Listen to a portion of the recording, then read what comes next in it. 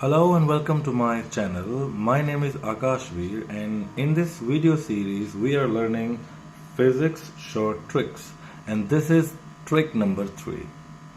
Okay, today we are going to learn current dividing rule and voltage dividing rule. Very simple and very easy. बिना pen चलाए बिना calculate करे आप आसानी से निकाल लोगे. ठीक है, पहले पढ़ते हैं voltage rule. Voltage dividing rule.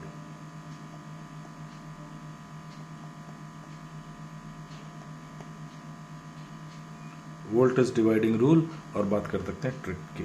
ठीक है, जैसे अगर यहां पर एक ईएमएफ है, ईएमएफ सोर्स है और यहां पर दो रेसिस्टेंस लगे हुए हैं, एक एंड दो. ठीक है, अब मैं बोल रहा हूं इसका जो बैटरी का है वो है 6 वोल्ट की बैटरी, 6 वोल्ट की है.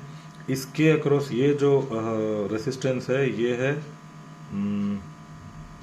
12 वोल्ट का, नहीं 12 ओम का.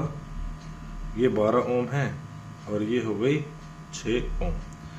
इस रेसिस्टेंस के लिए मैं पॉइंट ले लेता हूं ए, ये पॉइंट हो गया बी और ये पॉइंट हो गया सी. तो वी बी सी बताओ, वी बी सी क्या होगी? V B C. तो इसके लिए आपको क्या करना है, आपको वी बी सी निकालेंगे, मतलब इस रेसिस्टेंस का वोल्टेज निकालना है, पोटेंशियल डिफरेंस निकालना है. तो क्या हो जाएगा, टोटल वोल्टेज कितनी है 6, टोटल वोल्टेज कितनी है 6 मल्टीप्लाई जिसका वोल्टेज पूछा गया है वो रेसिस्टेंस 6, ये रेसिस्टेंस 6 वोल्ट, ये 6 रेसिस्टेंस. ठीक है, डिवाइड बाय दोनों रेसिस्टेंसेस का जोड़, डिवाइडेड बाय दोनों रेसिस्टेंस का जोड़, 12 और 6 18. ठीक है, तो 6 एकम 6, 6 3 18, 3 एकम 3, 3 दूनी 6. तो यहाँ पर इसका पोटेंशियल ड्रॉप कितना आ गया, वोल्टेज ड्रॉप, पोटेंशियल डिफरेंस या वोल्टेज ड्रॉप कितना आ गया 2 वोल्ट. ठीक है, अब टोटल जो अपने केवीएल पढ़ी थी, क्या होती है केवीएल? किरचॉफ वोल्टेज लॉ बताती है कि जो ईएमएफ होती है, ईएमएफ सोर्स वाली, वही टोटल डिवाइड होती है. तो अगर यहां पर इसके अक्रॉस अगर 2 वोल्ट है तो इसके अक्रॉस कितने हो गई 4 वोल्ट. ठीक है, 4:3 में डिवाइड होगी. एक और क्वेश्चन देखते हैं, वेरी इजी.